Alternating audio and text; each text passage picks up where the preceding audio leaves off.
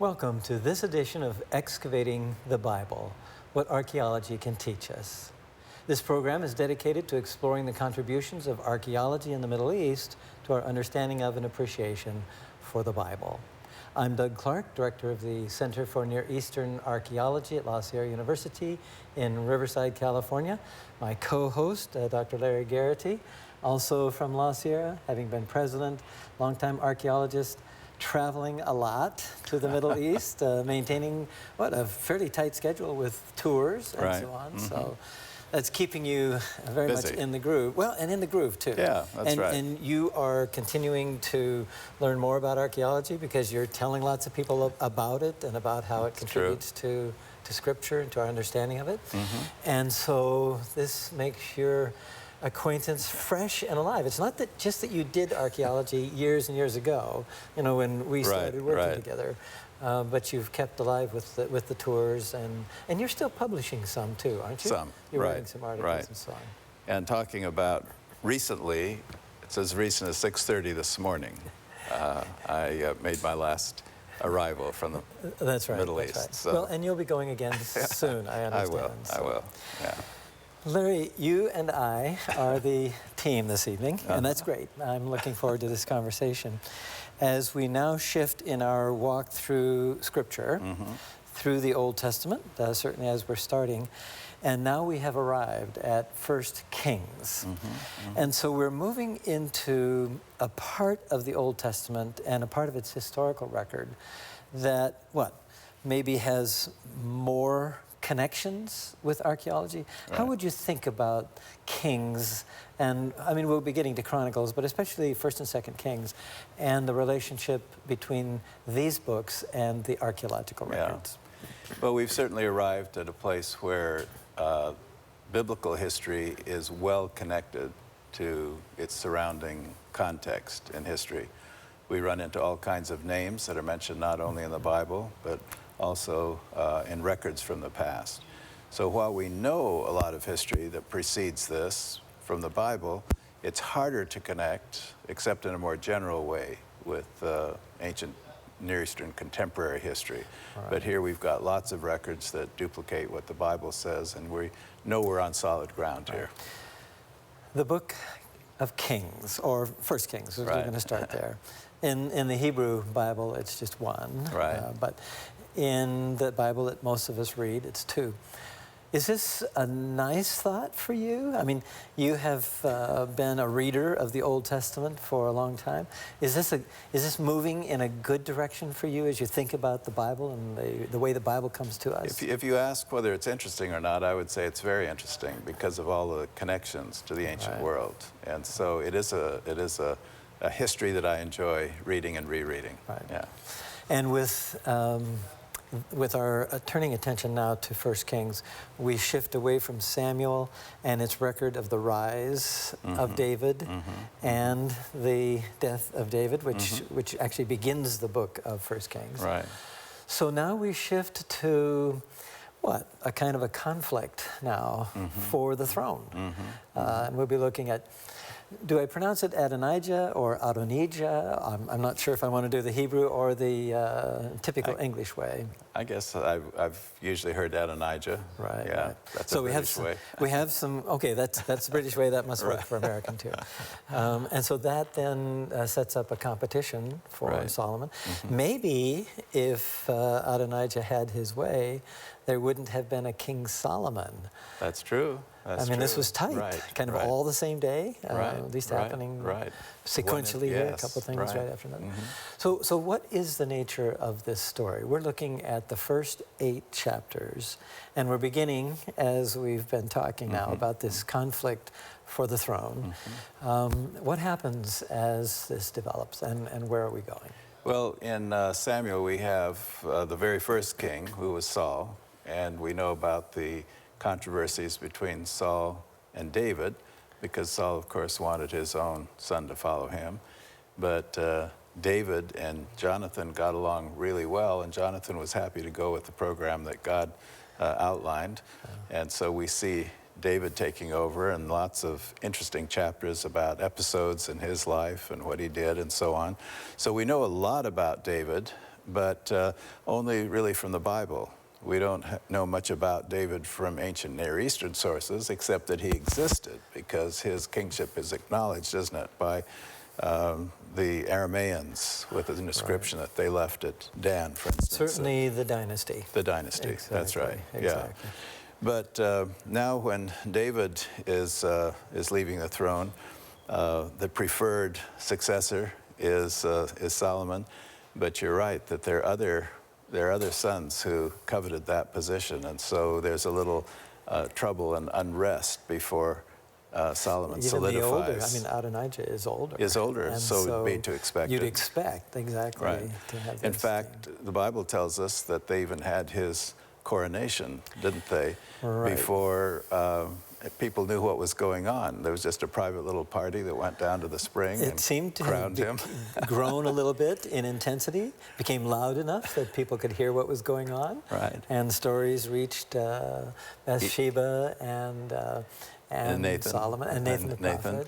Even, I think Nathan is the first one to sort of hear it, and he rushes to Bathsheba and he says, "Do you hear what's going on?" No, she says, "What's going on?" And he says, "Adonijah has just been crowned king. You better rush in to David, who's obviously elderly at this point. Right. He's on his bed, and he's being ministered to by a younger woman who takes good care of him." Yeah. And so they arrange to tell David what's going on, and David says, "No, I plan for Solomon to be the successor." In fact, we're going to look in a few minutes at a picture of, at least an overhead of Jerusalem, the time of David, and look at where these locations are, the spring of Ein Rogel and of Gihon, or Gihon right. spring. And so we'll look at those two. This competition leads to a kind of a stalemate, but in time, Solomon is, it seems to me, rather brutal with the competition. He is. I mean, more so than other Yeah. kingly figures in the stories. By the time it's all over, he's pretty well taken care of, and by that, euphemistically, he's really murdered or had slain all the competition, the other brothers and people who expect to be involved. Right, and so we have that story. We have a visit to Gibeon. We have this wonderful response of Solomon to God. Yes. You know, what would you like? What would you ask? And he asked for wisdom. And there's actually a parallel. And I want to point that out in time. A parallel of actually it's an Anatolian king who has a similar sort of response to his deity. And we see some parallels that grow there. That's very interesting as well. And God is pleased with that choice, isn't he? And so he says, "I'll give you the other things that you didn't ask for just because I'm so happy you chose wisdom."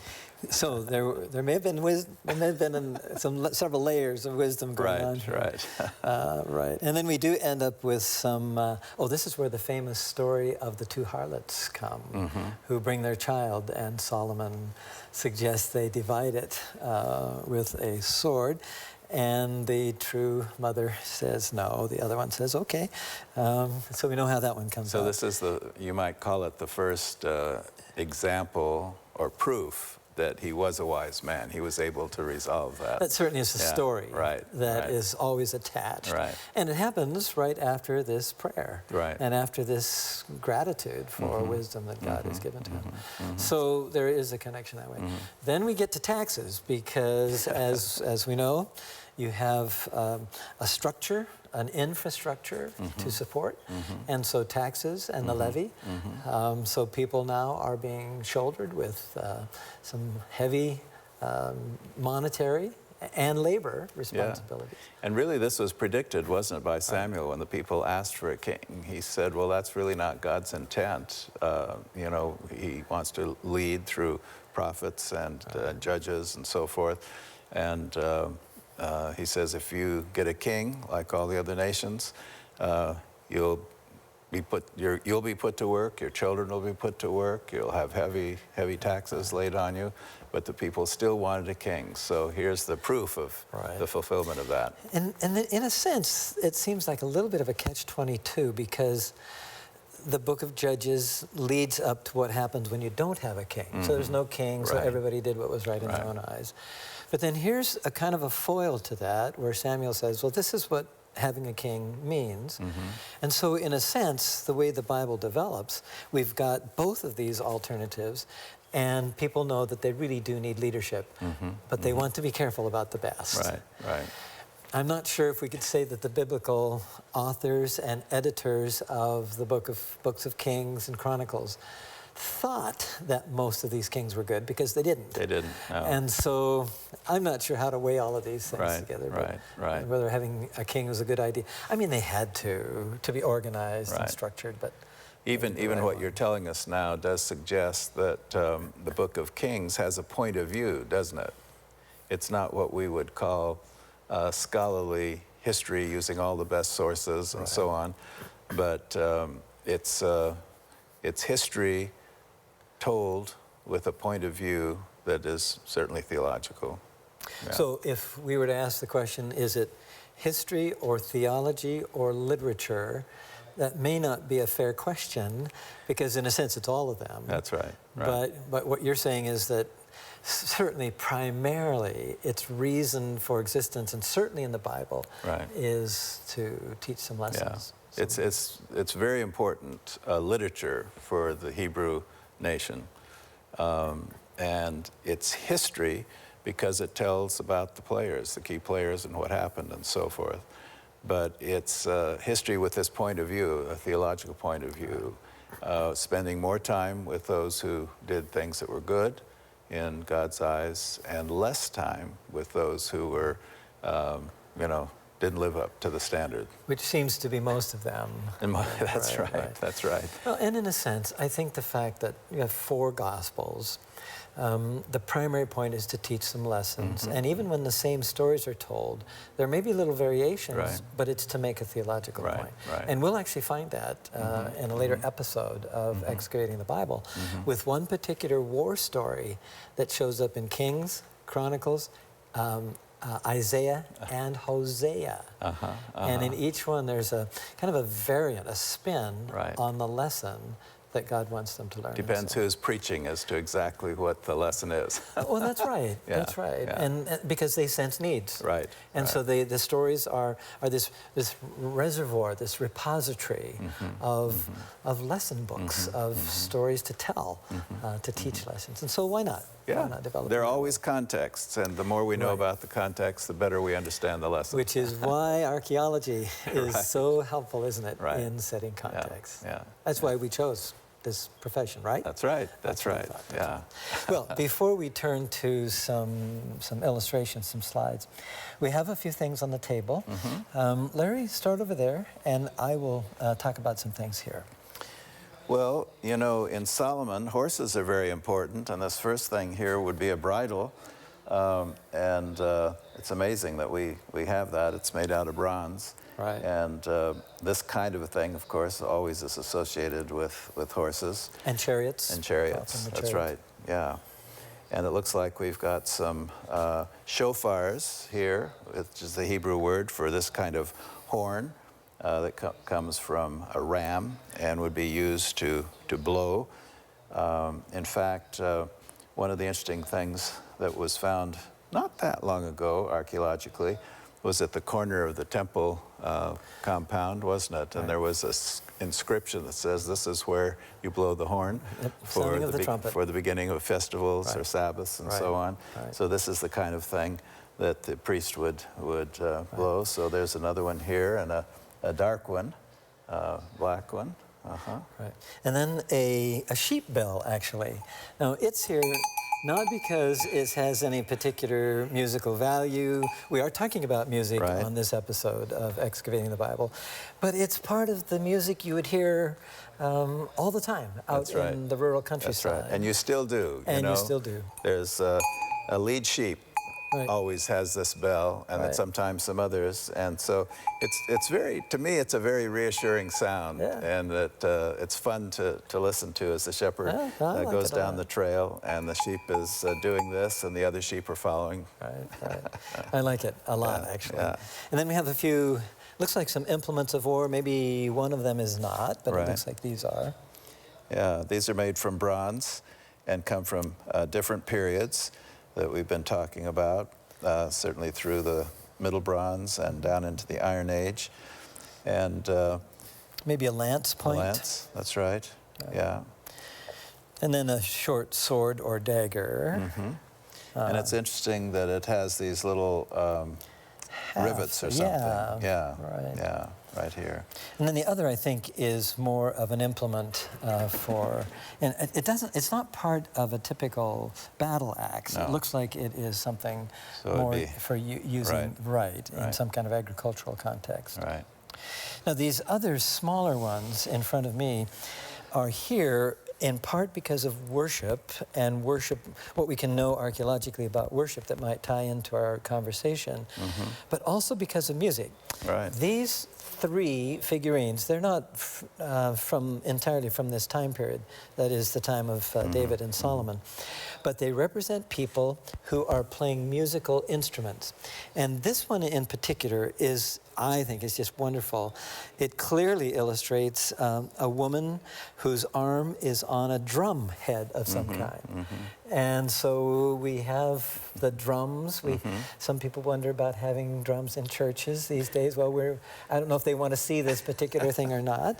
There's certainly biblical precedent for there using certainly drums. is. Yeah. And then we actually have some others here. We have one here that looks like a stringed instrument. It looks like a lyre or a small hand harp of some kind. And David was known for being expert at that, wasn't he? Right. In fact, he calmed Saul down when he was Right. really nervous. And then we have a very small Baal or Baal statue, and then a female figurine.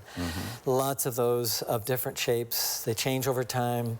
They probably carry different significances over time as well. I think most of the time, especially those that mothers would use, just a way to say, boy, I hope my family stays safe. Right. I want to worship God. I want to make sure I pull together all of the resources I can to ensure that my family succeeds and prospers and so on.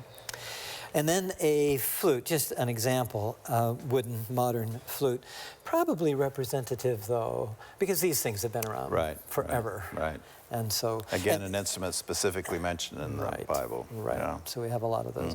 Now we'll look at another one in our slides as we get to it, because we have specific reference to a particular kind of horn, and we'll turn attention to that in a minute. While we are looking at the book of Kings, maybe an outline here of 1 Kings, and our episodes are divided up the way the outline is. So next time we'll be turning to point number 2, Solomon, Israel, and beyond, and then the divided monarchy, and then King Ahab to Ahaziah. But for now, we want to turn our attention to King Solomon and Jerusalem. And if we look at this map of Palestine, Israel, what, Larry, would you say about it? It's fairly generic, but what would you say about it in terms of coverage? Well, you can see that there are two little bites out of that map that don't belong to Solomon. One is the Philistines down there, and one is the Phoenicians up above. But sometimes they're getting along with them, but often they're not. But virtually all the rest of that map is territory that Solomon claims to have controlled. I think that black line there on the right suggests that beyond is the desert here toward the west. And it's probably the east. case that the Ammonites and the Moabites and further down would. I mean, these were contested areas. They were contested. It might even be better to do a little bit of a brush stroke here, a wider brush stroke, because it was more of a buffer zone than border. But you do have this give and take. Right. And we read about this in the Bible and in inscriptions about the give and take back and forth. And the Bible even suggests that Solomon had an influence as far as the Euphrates to the north and as far as the Brook of Egypt, which would be in the northern Sinai Peninsula. Right. Well, and we probably need to have a quick overview of the city of Jerusalem. This being the modern old city with the various quarters in So it. the wall there, we're talking about the 1200s, something Yes, like that, right, with in the Suleiman Ottoman time. Right, yeah. right.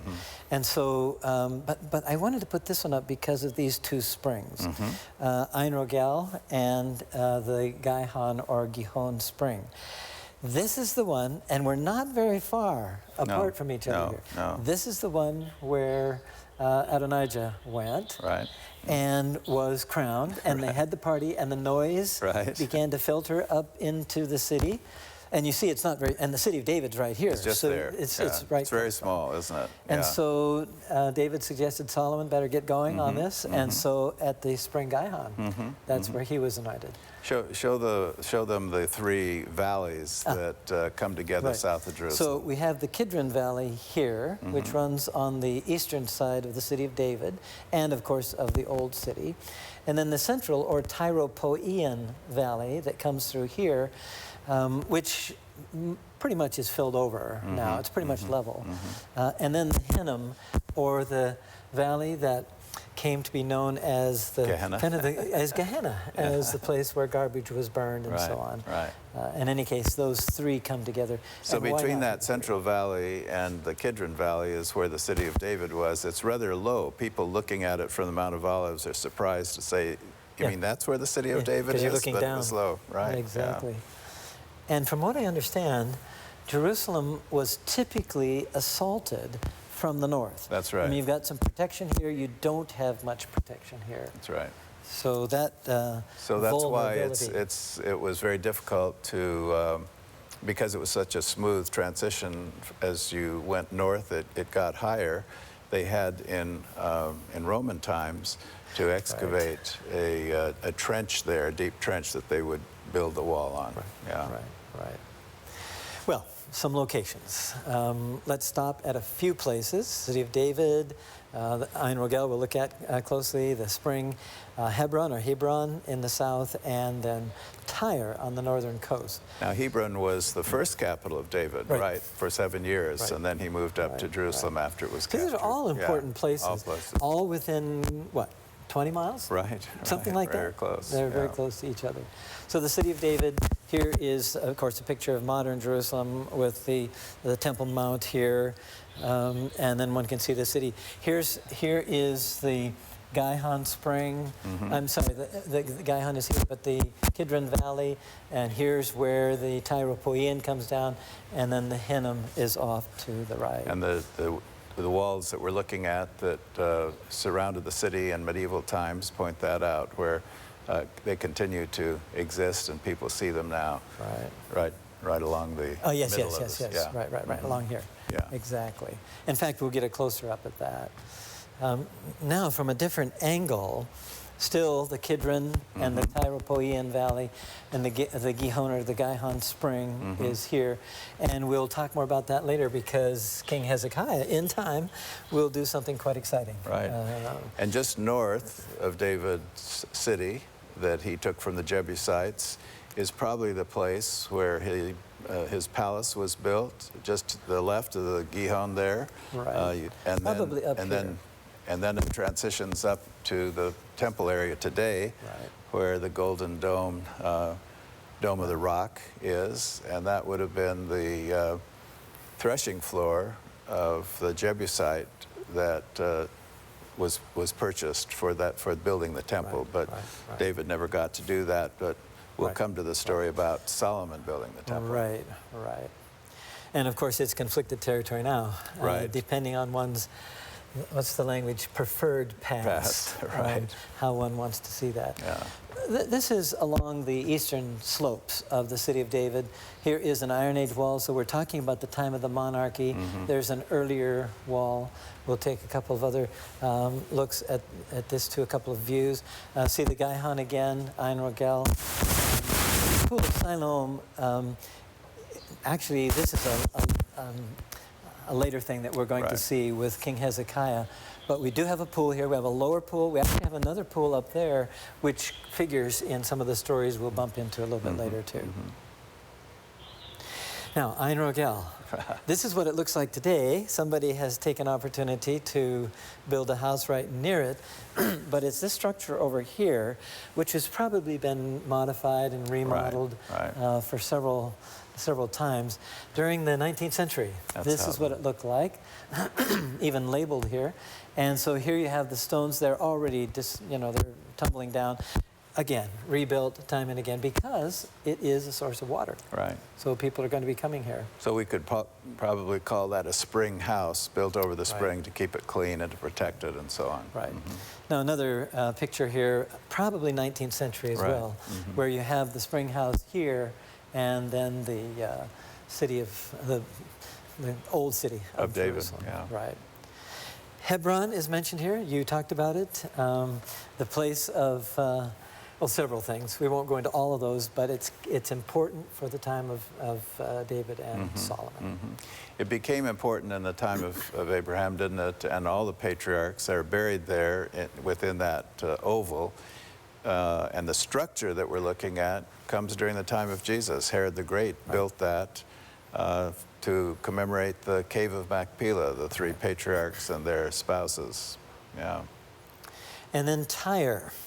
At the time we're talking about, we don't have this join. There's the island here, excuse me, and then the mainland. It was Alexander the Great who developed this causeway there. And then the sands has washed up on either side of the causeway, so now it's pretty thick. And we have Solomon working closely with Hiram of Tyre, purchasing materials and so on. So Tyre is significant.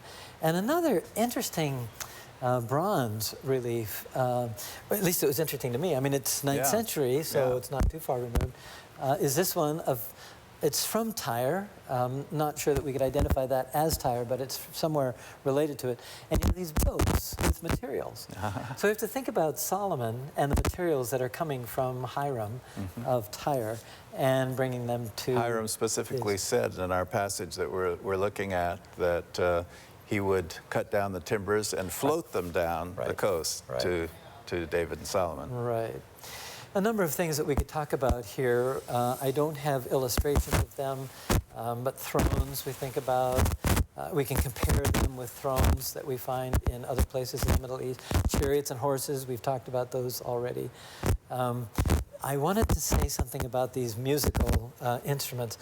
We don't have long in this particular episode, but here is a picture of these pipes and then the horns and so on that we have and that we've talked about on the table. Another kind of horns, and this will be our last picture, but what are these horns? These are the horns of an altar that originally stood at this place from Dan, that Jeroboam erected in the 9th century, 10th century. Right. And we have one like this at Beersheba. I think I can get to that picture. Yeah.